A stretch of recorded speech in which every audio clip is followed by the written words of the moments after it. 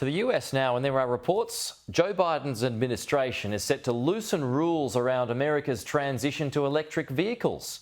The Environmental Protection Agency is proposing less stringent requirements be implemented for vehicle pollution in the short term. So this would allow car manufacturers to produce a smaller number of EVs by 2030. The White House had originally projected EVs to make up 2/3 of vehicles by 2032. Let's bring in Matt Canavan. Chris Bowen's going to love hearing this, Matt. Well, this just blows up the government's plans for a new carbon tax on cars, these new efficiency standards. They've exclusively argued that this will be okay because the US has the same system. Their arguments were already wrong because they're proposing a 60% cut in emission limits when the US in the last 5 years has only reduced emission limits by 25%.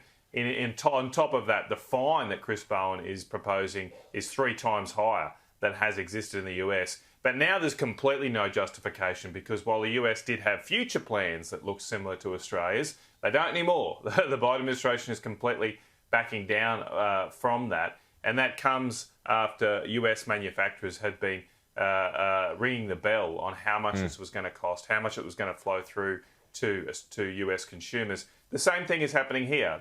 Our car manufacturers released modelling over the weekend that shows the most popular car in Australia would go up by $10,000 if this government persists with this plan.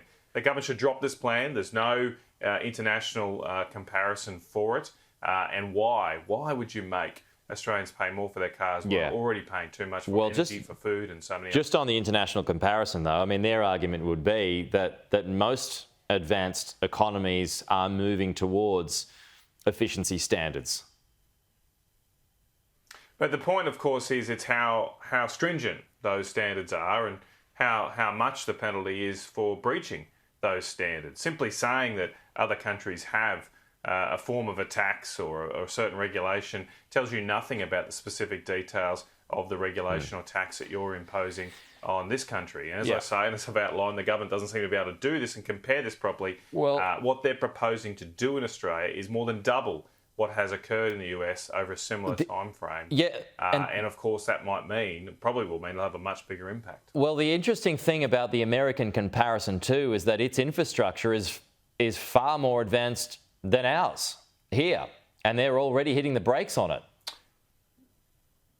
Well, exactly, that's true too. Obviously, we don't have the charging infrastructure available around the country, especially in regional areas where I am. But look, like the US, the reason the US is watering this down would be similar reasons to ourselves. That many of the vehicles that the government wants to make more expensive are simply a necessity for tradesmen and women. Tradies can't go to an EV ute anytime soon. That is not practical for someone that has to keep on the go all the time or might have to be called out late at night.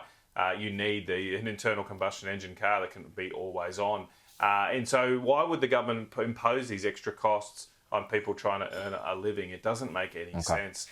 So look, I think the government has to go back to the drawing board here, scrap their current plans. And look, I've never been against a certain level of emission limits here, create more efficiencies over time. But again, it comes down, the devil's in the detail here, that people are going to pay more than's necessary if the government doesn't get this right.